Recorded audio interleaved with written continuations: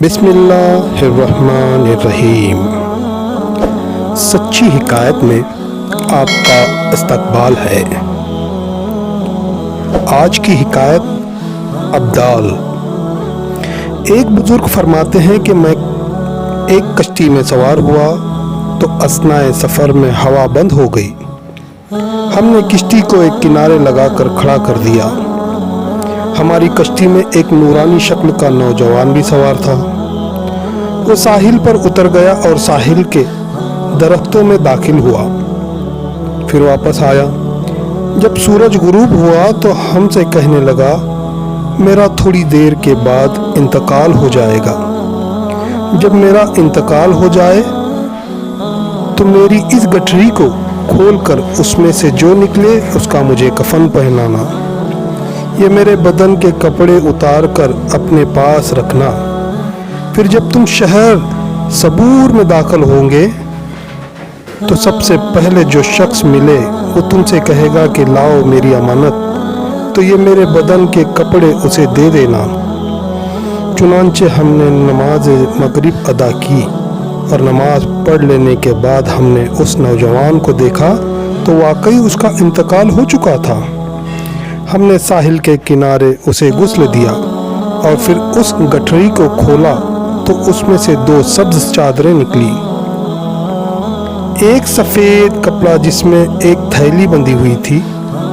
تھیلی کھولی تو اس میں سے ایک کاپور کی سی چیز نکلی جس سے کستوری کی خوشبو آ رہی تھی۔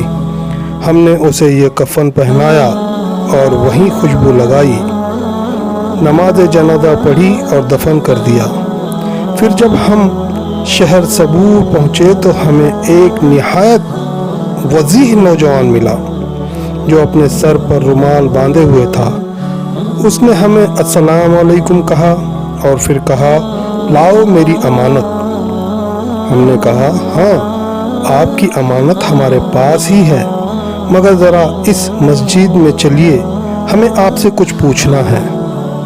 چنانچہ وہ ہمارے ساتھ مسجد میں داخل ہوا تو ہم نے پوچھا، ذرا یہ تو بس فرمائیے کہ وہ کشتی والا نوجوان کون تھا؟ آپ کون ہیں؟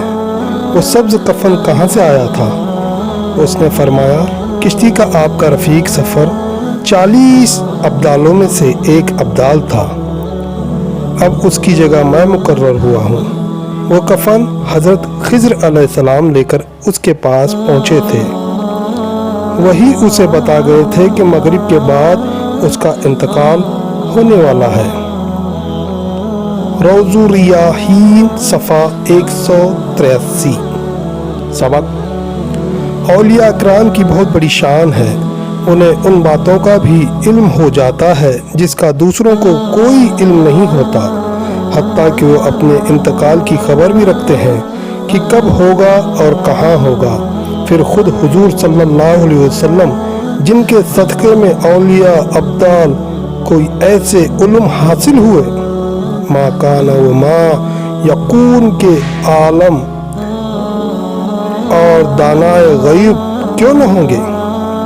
جو شخص اولیاء کرام کے بھی آقا و مولا صلی اللہ علیہ وسلم کے علم پاک کا منکر ہو، اس سے بڑھ کر جاہل کون ہوگا؟